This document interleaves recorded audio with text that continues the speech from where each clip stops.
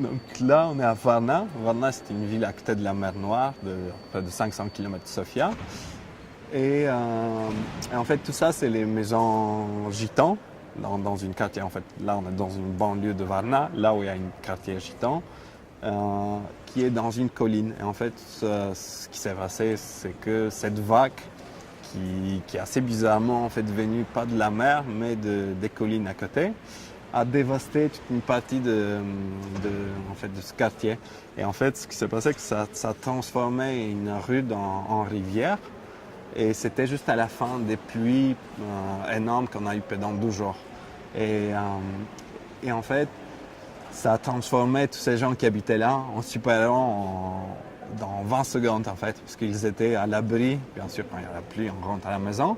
Et là, en fait, tout d'un coup, il y a une vague qui arrive, qui rentre par la fenêtre, mais de manière surprenante. Et donc là, vous allez voir dans chaque maison, il y a différents niveaux de l'eau, mais souvent ça va augmenter jusqu'au plafond. Donc les gens, en grand, ils commencent à nager chez soi. C'est pour ça que j'ai appelé la série The Sea Inside, parce que c'est vraiment ça. En plus, il y en a souvent ce couleur bleu. Et en fait, c'est le propriétaire de cette maison qui m'a un peu donné l'idée de ce que je pourrais faire. Parce que j'avais tombé un peu dans le piège, parce que c'était assez spectaculaire. Donc j'avais passé le premier jour en prenant des photos dehors, là où il y avait de la boue. C'était assez surréaliste. Il y avait des voitures, de tout ça. On ne voyait plus les rues, les trottoirs et tout ça.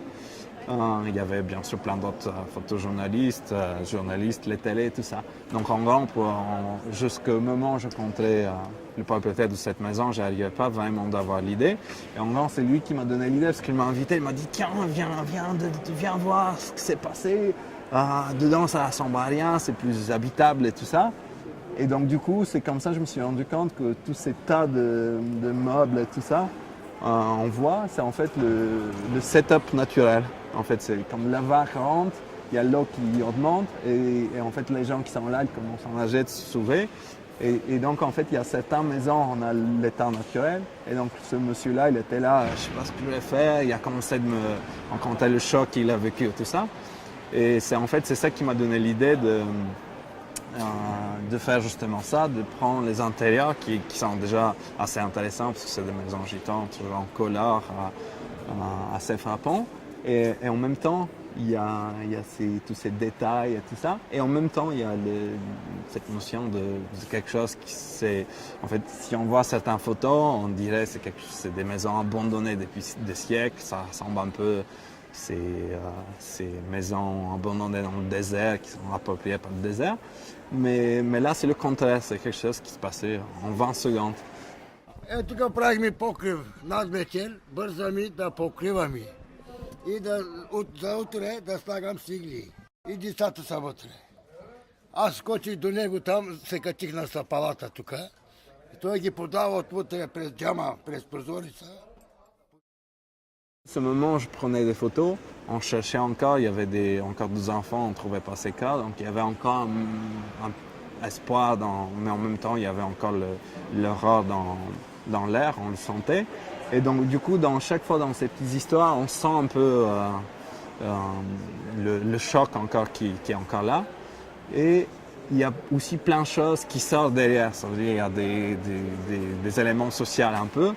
Il y a aussi ça que en fait, au moment de désastre, l'État était plutôt pas aux côtés des victimes, mais ils essayaient plutôt de se débarrasser de responsabilités en disant bon, ça c'est arrivé parce que c'était les gitans qui ont construit ces maisons, là il ne faudrait pas en construire et tout ça.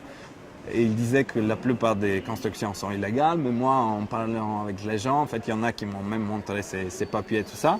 Et donc, du coup, il y en a plein qui n'étaient pas illégales. En plus, il y en a d'autres qui étaient là depuis 30 ans. Donc, du coup, ce n'est pas vraiment responsabilité des gens de là-bas.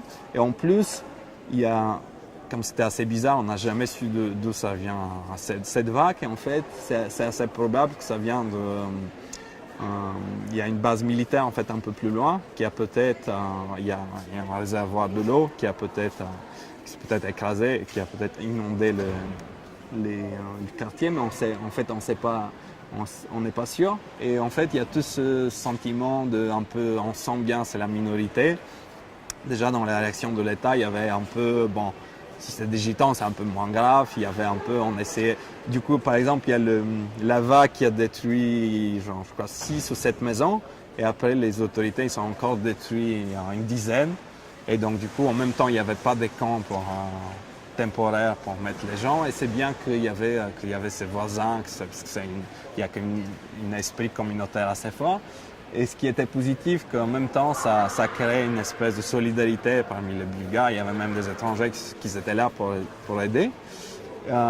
Et encore dans l'aspect social, il y en a beaucoup en fait. On voit un peu à travers les photos, on voit la différence un peu dans la manière qu'ils ont fait les maisons, aussi dans les classes même si vous voulez. Par exemple là, c'est une maison de quelqu'un qui habitait en étranger. Donc du coup, lui, il était déjà là et en fait, il pensait de réaménager, de revenir en Bulgarie. Donc, il avait fait cette maison quand il dit je voulais que ça soit bien, propre et tout. Mais du coup, là, il est déçu par tout ça, même par la réaction d'État. Parce qu'en fait, tout ce qu'on a fait pour les victimes, on a donné 150 € à chaque maison dévastée. Et là, il y a encore un moment intéressant en fait, parce que il y a souvent, moi, je donnais ma carte de visite aux gens là où j'ai pris les photos. Et il y en a qui m'appelaient après et me disaient ouais tiens, tu peux m'envoyer les photos, comme ça je vais les donner à la mairie. Et en fait, là, les photos sont un peu dans le cadre artistique, art et tout ça, mais les mêmes photos sont servies aussi imprimées en Xerox pour prouver qu'il y a eu en fait des dégâts dans ces maisons. Parce qu'il y avait même ça, pour ces 150 €, il faut bien prouver que ta maison était bien inondée.